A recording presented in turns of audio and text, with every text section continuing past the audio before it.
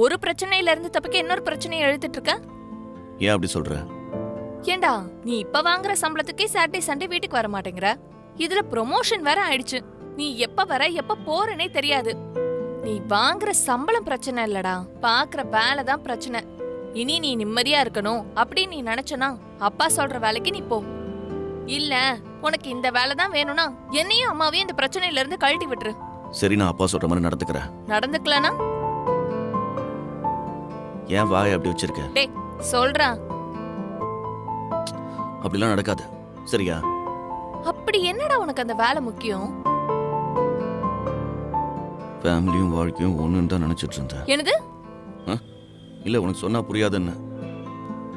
மா, நான் அப்படி மட்டும் நடந்துக்கலான்னு வையேன். நான் அப்பா பேச்ச கேட்கறேன், சரியா? சரிடா,